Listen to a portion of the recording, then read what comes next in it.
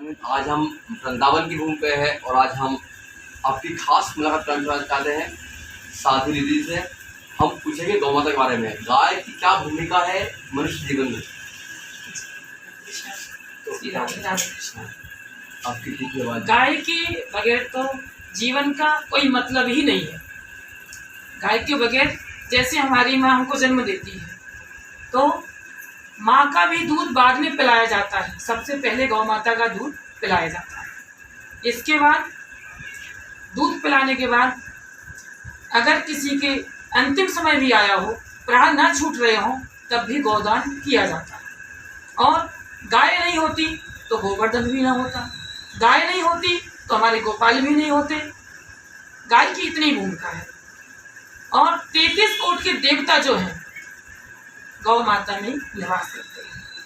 अलग अलग देवताओं को तो हम मना नहीं सकते ना, लेकिन गौ माता को जो पूजा करता है, पाठ करता है, उनको पवाता है, उनको घास खिलाता है, तो समझिए 33 कोट के देवताओं को भोजन करा दिया। आज इतनी उपलब्धि गौ माता में, पूरा मंदिर बना था, चलता फिरता मंदिर, फिर भी आज इतना बड़ा मंदिर है। गाय में इतनी मतलब हमको मोक्ष देने वाली भी है, लेकिन गाय आज दर दर क्यों भटक रही है? गाय की निस्बत क्यों गाय आज? हाँ, और इसके लिए गाय के लिए पहले ये सुनो कि गाय के लिए होता क्या क्या है।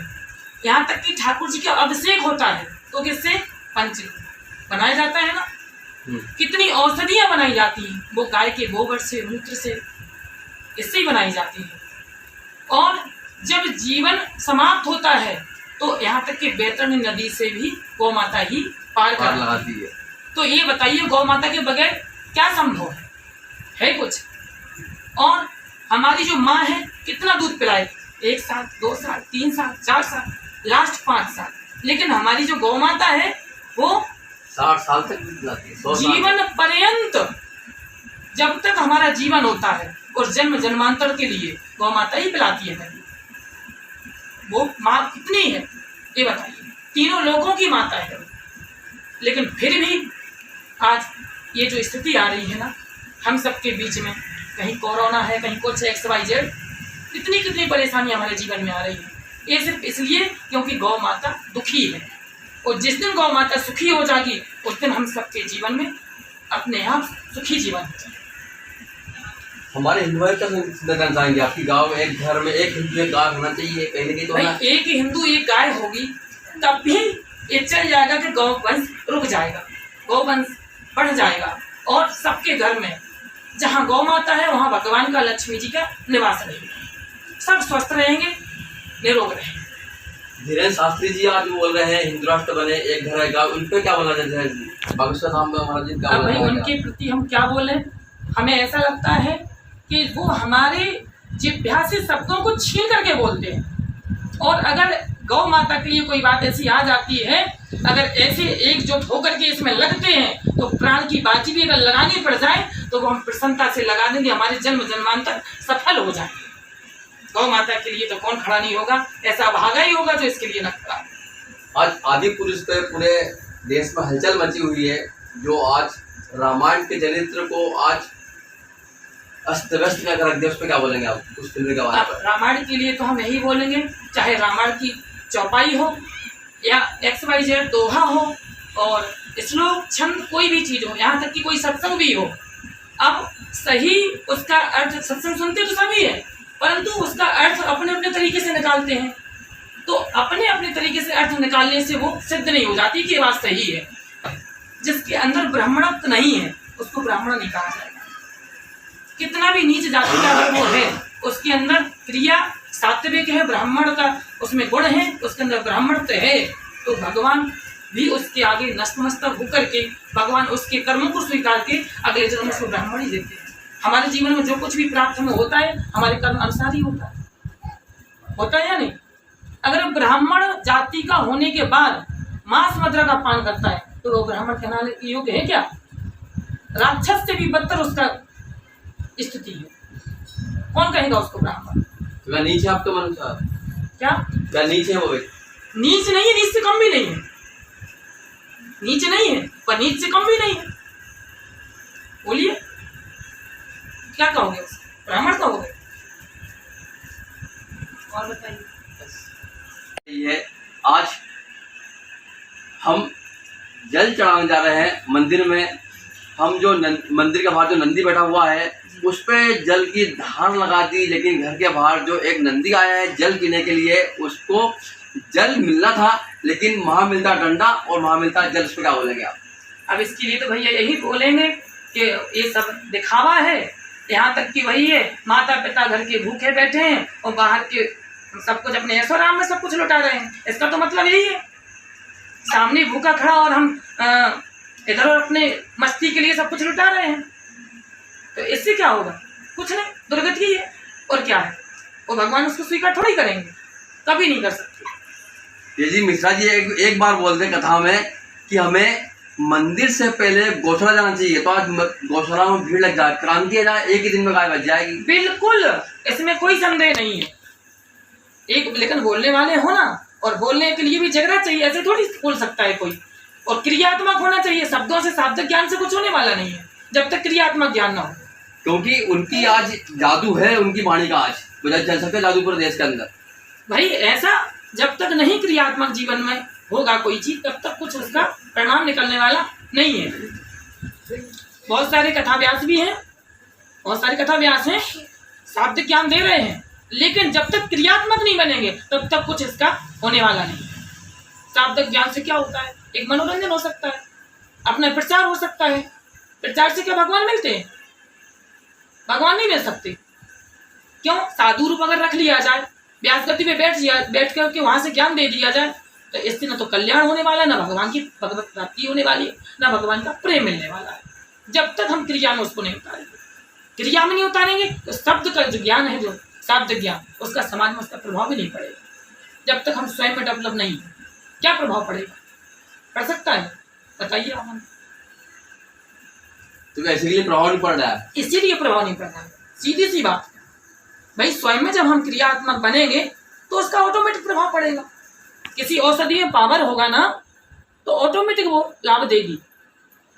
मतलब वही कहावत कि एक बच्चा जब गुरुजी के पास गया, उसकी माँ ने बोला कि मेरा बेटा गुड़ खाता है, तो साधु ने बोला कि बेटा 8 दिन बाद आना। वही पहले खुद गुड़ छोड़ा, फिर बोला बेटा मत खाना। उसी का अर्थ है स्वयं में डेवलप होना है। हाँ, उसका मतलब स्वयं में डेवलप होना। जब अच्छा एक बात बताइए, जैसे हम स्वयं धूम्रपान करते हैं और हम दूसरों से कहें भैया धूम्रपान छोड़ दीजिए, तो क्या प्रभाव पड़ेगा? बोलिए ना। दूसरों को तो हम बढ़िया से ज्ञान दे रहे हैं, स्वयं में हम उसमें डूबे पड़े हैं।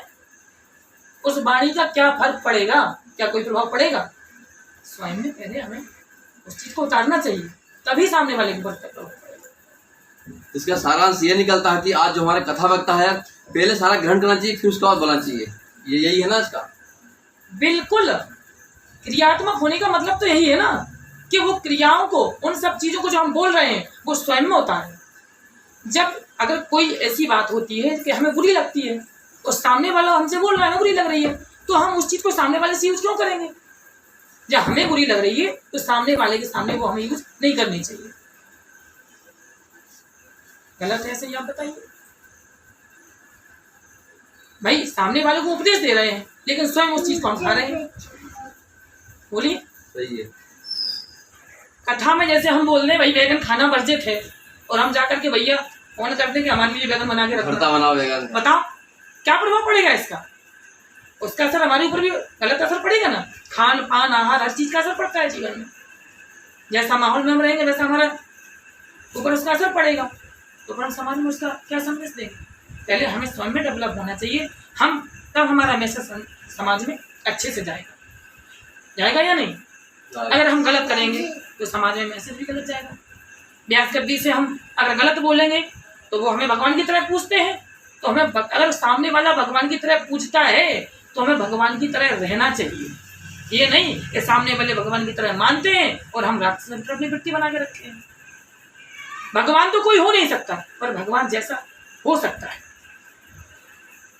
माँ जो जन्म देती है, माँ एक ही होती है, परंतु माँ जैसे सब हो सकती है। माँ नहीं होती, माँ दूसरी नहीं होती, माँ जैसी हो सकती है। इसलिए भगवान भी एक ही होता है। भगवान कोई अपने आप को माने तो उससे बड़ा तो कोई दुराचारी हो नहीं सकता। भगवान तो एक ही है, भगवान जैसे हो सकते हैं। हमारा भगवान का स्वरूप हो सकता है, हमने साधु रूप लिया है, परंतु भगवान नहीं हो सकते। एक आखिरी प्रश्न ये है, आप समाज का क्या संदेश देना चाहेंगे मंदिर और गौ माता के प्रति, दोनों के प्रति? अब भाई मंदिर के प्रति, गौ माता के प्रति, तो गौ माता की तो बात ही एक अलग, हम गौ माता के लिए जितना बोलेंगे उतना कम है। अब रही मंदिर वाली बात, मंदिरों को भैया बहुत व्यापार बना रखा है, देखा जाए तो बना रखा है या नहीं, सत्य या नहीं? सत्य है।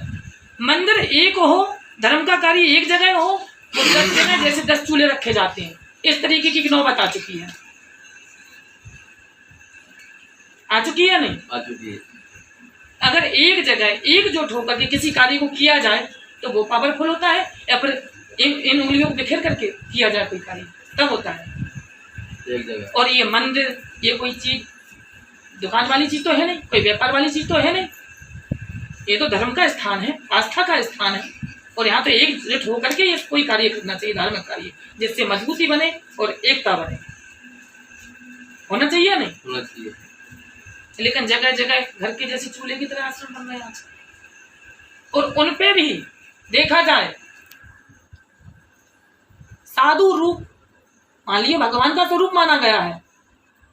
वर्तमान की स्थिति में जो हमने देखा है और देख रहे हैं, 12-14 साल इस मार्ग में हो चुके हैं, साधु में वो स्थिति बनी हुई है जैसे हिंसक जानवर छोटे जानवर को खाते हैं, ये स्थिति बनी हुई है।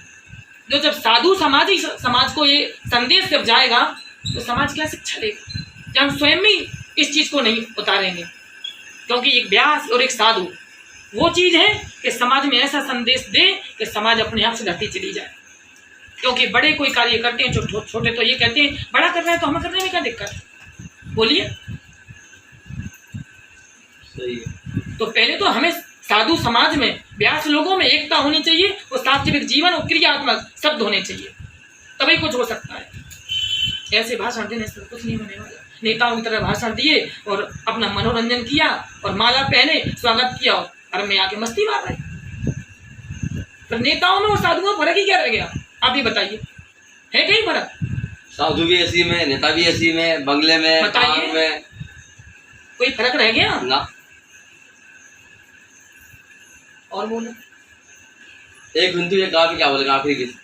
एक हिंदू और एक गाय तो अगर होगी तो अब जो परिणाम आएगा उसका बखान नहीं किया जा सकता, वर्णन नहीं किया जा सकता, अगर ये कोई अपनी धारणा बना करके इस चीज को अगर रखता है।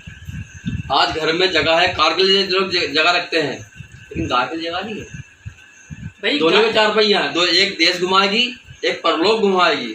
भाई गाय के लिए अगर जगह नहीं है, इसकी जिसकी धारणा है तो समझ लीजिए उसकी दुर्गति निश्चित है, होनी ही होनी है। क्योंकि गाय हमारे भगवान की इष्ट है, भगवान ने हमारे ने ठाकुर जी ने स्वयं नंगे पैर गाय को सेवा की है। और गाय के लिए भगवान ये तक बोलते थे, गाय पैर में जूती नहीं पहनती तो हम भी जूती नहीं पहनेंगे। और जो गाय, मान लीजिए भगवान को कोई प्रसन्न करना चाह रहा है, जब गाय को प्रसन्न नहीं कर सकता तो भगवान को कभी प्रसन्न नहीं कर सकता।